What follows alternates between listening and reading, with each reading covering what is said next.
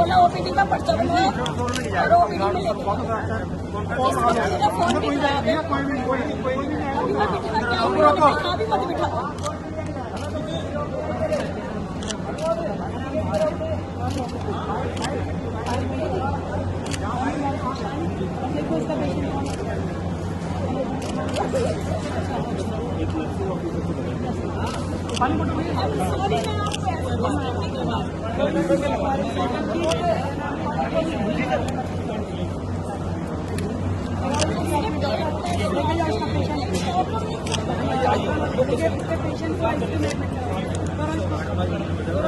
संभालो इसको। ठीक है।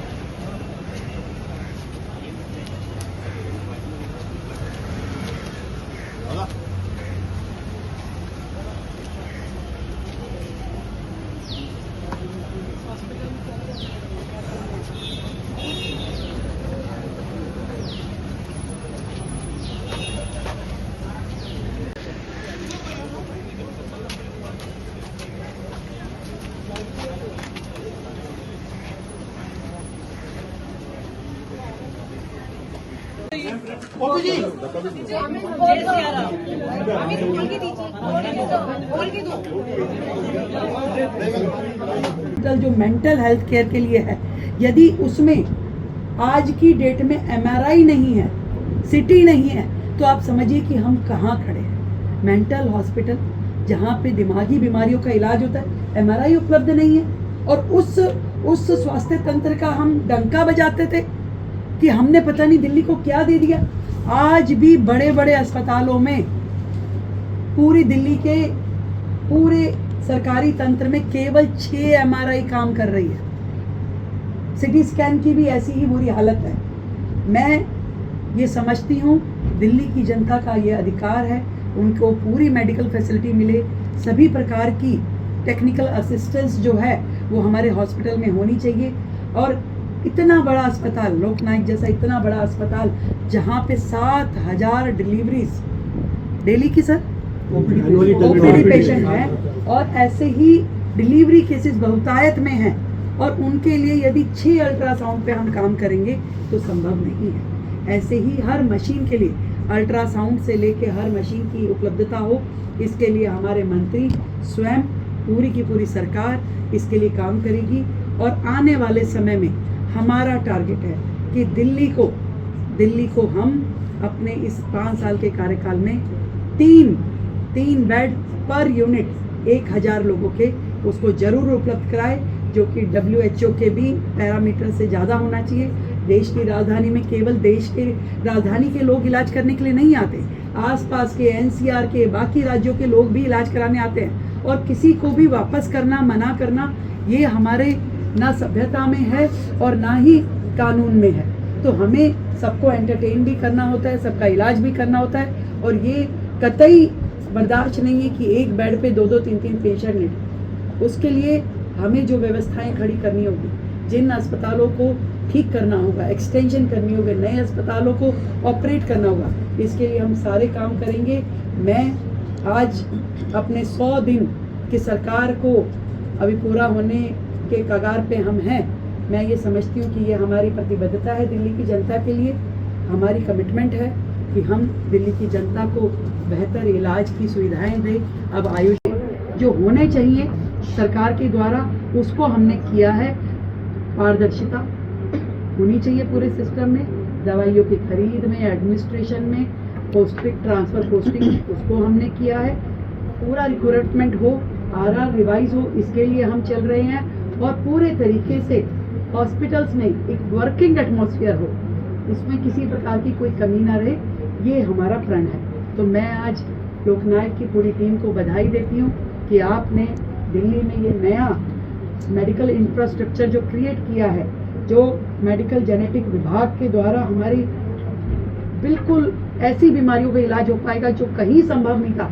बड़े बड़े अपोलो, मेदांता जैसे हॉस्पिटल में भी जो संभव नहीं था, वो इलाज अब हमारे लोकनायक हॉस्पिटल में हो पाएगा। और इसी तरीके से जो हमारा नेट टेस्टिंग वाला विभाग है, वो भी अपने आप में रेयर टू रेयर है, जो कि दिल्ली के लिए एक बहुत बड़ी अचीवमेंट है, जो अपनी सरकार के आने के बाद हुई है। और मैं ये समझती हूँ इसी तरीके से हम अपने मेडिकल इंफ्रास्ट्रक्चर को अपडेट करेंगे और जनता को बेहतर सुविधाएं देंगे। Thank you. में से आधा दिल्ली गवर्नमेंट का है और आधा सेंट्रल गवर्नमेंट का है। इस स्थिति में हम कैसे अपने प्रशासन को चला सकते हैं? आज दिल्ली के लोगों को जो जरूरत है कि कम से कम इलाज की कमी के कारण कोई ना मरे। आज मैं यहाँ अस्पताल में भी आई हूँ, मैं देख रही हूँ कि हजारों लोग ओपीडी की लाइनों में खड़े हैं, दवाई लेने के लिए लाइनों में खड़े हैं। कहाँ कहाँ दिक्कत है, इसको हमने सर्च किया। पहला, जो दवाइयों की कमी होती थी उसको हमने पूरा करवाने के लिए पूरा का पूरा प्रोसीजर चालू किया कि कम से कम अस्पतालों में दवाई की कमी ना रहे। उसका सेंट्रल प्रोक्योरमेंट का एक ट्रांसपेरेंट पॉलिसी बनाई जिसके माध्यम से दवाइयाँ लिए और हर पेशेंट को दवाई मिल सके। दूसरा, आज स्टाफ की कमी के कारण लोगों को कितनी दिक्कतें हैं। आज हॉस्पिटल एडमिनिस्ट्रेशन अपने आप को असहाय महसूस करता है जब वो देखता है कि पैरामेडिकल जो हमारा स्टाफ है, जो नर्सिंग स्टाफ है, जो डॉक्टर्स है, अगर वही उपलब्ध नहीं होंगे तो अस्पताल चलेंगे कैसे। तो आज यदि यहाँ पे घंटों की लाइन लगती है दवाई लेने के लिए, बिकॉज उनके पास वो दवाई देने के लिए स्टाफ ही उपलब्ध नहीं है। हमने ये तय किया है कि हम अपनी मेडिकल की आरआर को रिवाइज करेंगे। हम इस प्रोसीजर को जिसमें रिक्रूटमेंट है अस्पताल एडमिनिस्ट्रेशन के लिए उसको आसान करेंगे, उसको एक्सपीडाइट करेंगे ताकि हॉस्पिटल्स के लिए कोई भी वैकेंसी जो है वो खाली ना रहे, चाहे वो डॉक्टर्स की है, चाहे वो नर्सिंग की है, पैरामेडिकल स्टाफ की है, सिक्योरिटी, पियोन और आपका सफाई कर्मचारी, किसी भी प्रकार की। उसके लिए अगली चीज हॉस्पिटल उद्घाटन किया।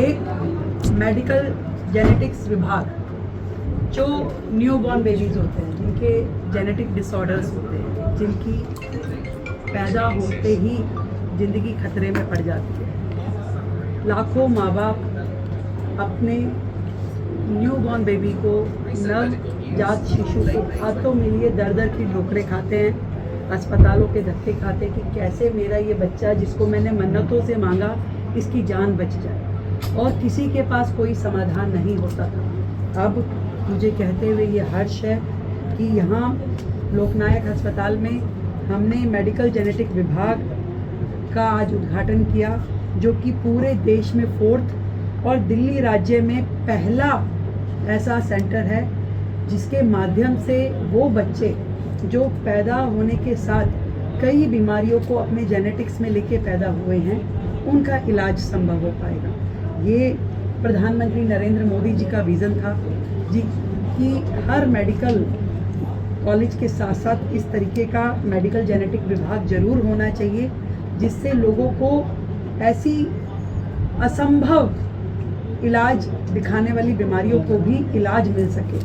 और मुझे बड़ा हर्ष है कि दुर्लभ बीमारियों के लिए सेंटर ऑफ एक्सीलेंस के माध्यम से आज यहाँ ये विभाग हमारा ना केवल बच्चों में जो जन्म से बीमारियाँ हैं, जेनेटिक डिसऑर्डर्स हैं, उनका इलाज कर पाएंगे, बल्कि एक बूंद खून के माध्यम से उनके जेनेटिक्स में जितना भी प्रॉब्लम्स हैं उसको भी सर्च कर पाएंगे। उनके एक बूंद खून के माध्यम से इतनी एक्स्ट्राऑर्डिनरी मशीनें यहाँ पे अब उपलब्ध है कि उनका डीएनए से लेकर के हर चीज़ यहाँ संभव है। इस विभाग ने वो मशीनें भी अपने पास खरीदी हैं जिसके माध्यम से बाल हो, कोई आपका सलाइवा हो, या छोटे से भी शरीर के पसीने, थूक, किसी चीज़ से हम कह सकते हैं जिसके माध्यम से आपका डीएनए सर्च हो सकता है। ये बहुत बड़ी बात है। और इसी तरीके से यहाँ पे जो एक विभाग आज जिसका हमने उद्घाटन किया, नेट टेस्टिंग, जो न्यूक्लियोसाइड एसिड टेस्टिंग है, जिसमें आज हम ब्लड डोनेशन इतने मास स्केल पे चलता है। लोगों को जीवन बचाने के लिए जब ब्लड यूनिट की ज़रूरत होती है और उसको किसी टेस्टिंग लैब में भेजा जाए कि डोनर के ब्लड में तो कोई प्रॉब्लम नहीं है, कोई बीमारी नहीं है, उसको जांचने के लिए अभी तक 45 दिन का समय लगता था। पहली बार दिल्ली में इन हाईटेक मशीनों को खरीदा गया जिसके माध्यम से विदिन 2 डेज आप उस खून के अंदर किसी भी प्रकार की बीमारी को जांच सकेंगे और उसको क्लियर पाया जाने पे जिसका जीवन बचाने के लिए खून देना है वो खून दिया जा सकेगा। इसी तरीके से एक और यूनिट जिसका आज हमने उद्घाटन किया है, स्तनपान प्रबंधन इकाई यानी लैक्टेशन मैनेजमेंट यूनिट। ऐसे बहुत सारे बच्चे शहर में जन्म लेते हैं जो कि प्री मैच्योर होते हैं, उनकी माँ इस हालत में नहीं होती कि उनको माँ का दूध मिल सके। ऐसे में जो माँ अपना दूध दूसरे बच्चे को दे पाने की स्थिति में है, उन सब का एक जिसे कहे मिल्क यूनिट बना करके, एक मिल्क बैंक बना करके उन बच्चों को जिनकी माँ उन्हें दूध नहीं दे पा रही, उन बच्चों को भी अब दूध देना संभव होगा। और हम सब जानते हैं कि माँ का जो दूध है वो बच्चे के लिए कितना आवश्यक है। मैं आज पूरे दिल्ली की जनता को एक चीज़ ज़रूर बताना चाहूँगी। हमें बड़ा अफसोस है कि पिछली सरकारें 10 साल 11 साल के अपने कार्यकाल में ऐसी स्थिति में दिल्ली हमें सौंप के गई है, विरासत में जो हमें मेडिकल इंफ्रास्ट्रक्चर दिया गया है जिसका वो ढोल पीटते थे, उसकी सच्चाई ज़रूर मैं बताना चाहूँगी। यदि WHO की गाइडलाइन ये है कि 1000 लोगों पे कम से कम 2 बेड हॉस्पिटल के जरूर होने चाहिए, आज वास्तु स्थिति ऐसी है कि सरकारी तंत्र में केवल 0.42 बेड यानी कि एक बेड भी 1000 लोगों पे दिल्ली के मेडिकल तंत्र में अभी उपलब्ध नहीं है। कितने अफसोस की बात है। और यदि हम प्राइवेट सेक्टर को भी जोड़ लें तो दिल्ली में 1.5 बेड उपस्थित है दिल्ली के लोगों के लिए पर यूनिट 1000 लोगों पे।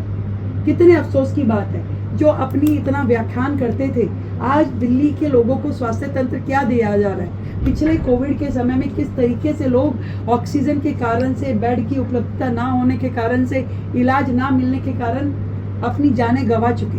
आज यदि दिल्ली जो देश की राजधानी है उसमें भी ये स्थिति अगर है कि पूरे के पूरे मेडिकल को हम देखें, पूरे के पूरे इस प्रशासन को देखें तो 50% जो है वो प्राइवेट सेक्टर के पास है और 50% में से आधा दिल्ली गवर्नमेंट का है और आधा सेंट्रल गवर्नमेंट का है। इस स्थिति में हम कैसे अपने प्रशासन को चला सकते हैं। आज दिल्ली के लोगों को जो जरूरत है कि कम से कम इलाज की कमी के कारण कोई ना मरे। आज मैं यहाँ अस्पताल में भी आई हूँ, मैं देख रही हूँ कि हजारों लोग OPD की लाइनों में खड़े हैं, दवाई लेने के लिए लाइनों में खड़े हैं। कहाँ